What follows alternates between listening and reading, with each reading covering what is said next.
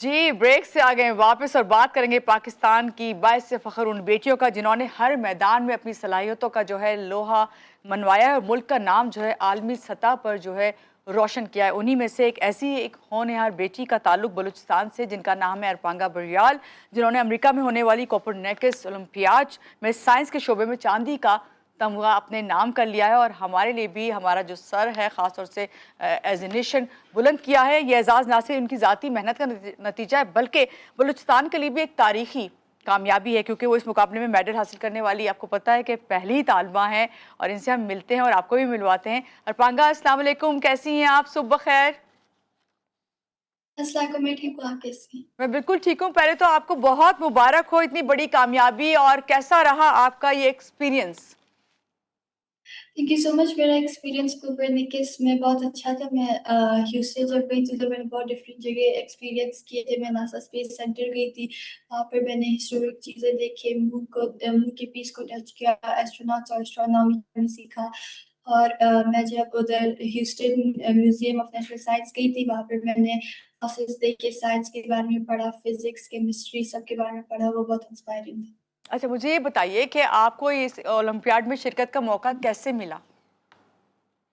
मैंने अपनी स्कूल से अप्लाई किया था, जहाँ पे मैंने प्राइमरी राउंड जीता, जो है 50,000 स्टूडेंट्स के बीच में था। उसके बाद मैंने ग्लोबल राउंड के लिए तैयारी की थी 2 महीनों के लिए, 4 से 5 घंटे एक दिन में। उसके बाद मैं जब ह्यूस्टन गई थी, वहाँ पर हमारे एक वीक का टूर था और एक एग्जाम डे था।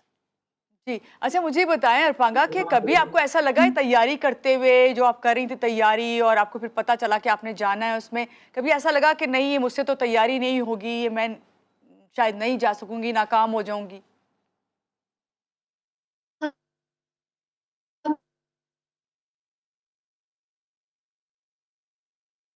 जी।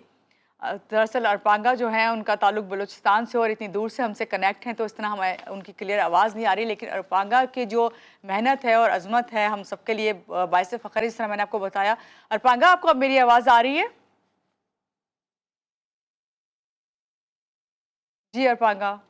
अभी मैंने उनसे उनके नाम का मीनिंग पूछा था, तो बहुत अच्छा उन्होंने मीनिंग बताया, और मैं अभी उनसे जब बात कर रही थी तो मुझे महसूस हुआ कि जी अरपांगा, आपको आवाज़ आ रही है मेरी? जी, आपकी आवाज़ आ रही जी है। अरपांगा, चलें, सबको आपने मुझे तो अपने नाम का मीनिंग बताया, ज़रा सबको बताइए, इतना खूबसूरत आपका नाम है, उससे भी ज़्यादा खूबसूरत आपकी कामयाबी है। मेरा नाम का मतलब यूनिक एसिड है। यूनिक एसिड है, तो आपने इसको साबित कर दिया कि आप यूनिक हैं। ये बताइए, आपकी कामयाबी में घर वाले तो चले आपका साथ दिया ही, आपके जो टीचर्स हैं, असातिज़ा हैं, उनका क्या रोल है? मेरे टीचर्स ने मुझे बहुत सपोर्ट किया था, उन्हें मोटिवेट भी किया था। अगर कुछ हेल्प चाहिए थी तो उन्हें हेल्प की थी। उन्हें कहा अगर कुछ भी नहीं आता हमें बताओ, हम हेल्प करेंगे। सही। अभी आपके आगे क्या प्लानिंग्स हैं? अभी इसको लेके आप क्योंकि आपने ज़ाहिर बात है एक अचीवमेंट है आपकी, आगे आपने क्या अपनी प्लानिंग की हुई है? क्या आप करने जा रही हैं? हमें सारी इन गर्ल्स को बताइए, ख़ास तौर से जो बलूचिस्तान से ताल्लुक़ रखती हैं। मैं चाहती हूँ कि मैं आगे जाके इसी तरह और ओलंपियाड्स और कॉम्पिटिशन्स में पार्टिसिपेट करूँ, हुँ, मेडल्स जीतूँ, अपना नाम रोशन करूँ, अपने मुल्क हुँ। का नाम भी रोशन करूँ। और मैं चाहती हूँ कि मैं आगे जाके साइंस को परस्यू करके एक डॉक्टर बनूँ। ओके, और डॉक्टर बन के आप पाकिस्तान की खिदमत करें। पाकिस्तान की दूसरी बच्चियों के लिए आप क्या मैसेज देना चाहेंगी जो कि आपको देख रही हैं इस वक़्त? आप इतनी कम उम्र में आपने एक मेडल लिया है और अभी आपकी और भी मेहनत करने की लगन है, और इस तरह के आप जो ख़ास तौर से आप चाहती हैं कि डॉक्टर बन के खिदमत करें, क्या कहेंगी?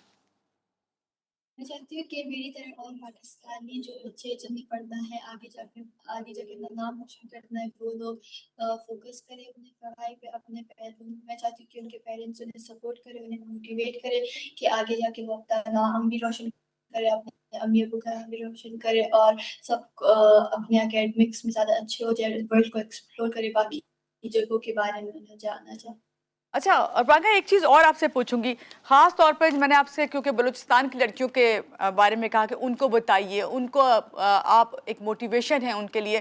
तो आप ये बताइए कि कभी ऐसी कोई वक़्त आया जिसमें आपको लगा कि ये बहुत बड़ा चैलेंज है और इस चैलेंज को मुझे इस तरीके से हल करना है? कोई ऐसी मुश्किल आई जो आप लड़कियों को बताएँ कि अगर इस तरह का कुछ वाक़या या कोई ऐसी बात आती है तो आपको किस तरह इसको जो है रिज़ॉल्व करना है?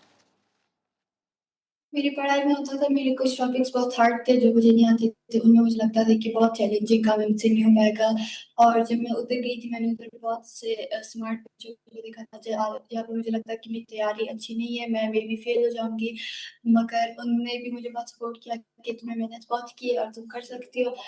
मुझे पढ़ाई के टॉपिक्स में मुश्किलात होती थी, और जिस दिन हमारा एग्ज़ाम था उस दिन मुझे बहुत नर्वसनेस थी और ये लग रहा था कि मैं नहीं कर पाऊँगी। लेकिन नर्वस नहीं होना चाहिए, कहने का मतलब आपका ये। बहुत शुक्रिया हमारे साथी अरपांगा बरियाल जो कि बता रही थी किस तरह उन्होंने जो है ये तमगा जो उन्होंने अचीव किया है और अपनी अचीवमेंट को मज़ीद ये जारी रखेंगी और उनकी ख्वाहिश है कि वो डॉक्टर बने और मुल्क की खिदमत करें। और यहाँ पे मैं आपको कहूँगी कि आज के लिए इतना ही, खुश रहें, खुशियाँ बाँटें और हिम्मत और लगन के साथ हमेशा काम करें, जिस तरह हमारे सामने इस वक्त अरपांगा बरियाल थी जो बता रही थी। तो आप कहेंगे अल्लाह हाफ़िज़।